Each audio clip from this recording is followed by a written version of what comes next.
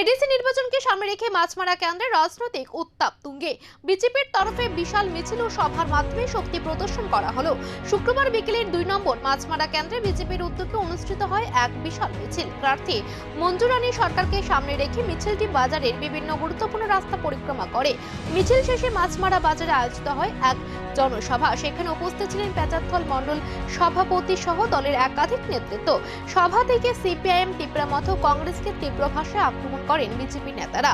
তাদের অভিযোগ, বিরোধী দলগুলি দীর্ঘদিন ধরে উন্নয়নের নামে সাধারণ মানুষকে বঞ্চিত করেছে। নির্বাচনের আগে এই শক্তি প্রদর্শন কি বড় রাজনৈতিক বার্তা হিসেবে দেখছে রাজনৈতিক মহল। মাছমারা কেন্দ্রে লড়াই যে জমে উঠেছে তা স্পষ্ট। এখন দেখার ভোটের ময়দানে এই শক্তি প্রদর্শনের প্রভাব কতটা পড়ে। তবে নির্বাচনের আগে রাজনৈতিক লড়াই আরো তীব্র হচ্ছে।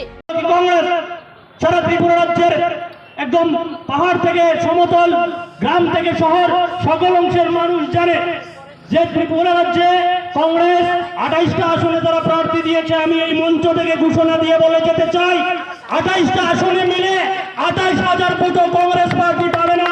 তারপর কেন তারা 28টা আসনে প্রার্থী দিল এই কারণে 25 লক্ষ টাকা করে এক একজন প্রার্থীর জন্য টাকা এরা দিল্লি থেকে নিয়ে আসবে। এখানে যিনি কংগ্রেসের প্রার্থী হয়েছেন ওনাকে জানিয়ে যেতে চাই, আপনার জন্য 25 লক্ষ টাকা এসেছে। কুমারঘাট থেকে মাছমারার এই 7 কিলোমিটার জায়গা পেরিয়ে এখানে কি 25,000 এসে পৌঁছেছে, এটা এই প্রার্থীকেই বুঝে নিতে হবে। কাজেই কংগ্রেস এই মাছমারা তথা ত্রিপুরা রাজ্য ভারতবর্ষের জন্য একটা অপ্রাসঙ্গিক দল। जों तिथि एडिसि बबनावबो सामों तांमानाय जों फाइफ्रनिसिमि बन प्रोजेक्ट प्रपोजाल लहमानि अमाहायके जों जोंनि तिप्रासानो जाहाथे फातार हास्तेयावबो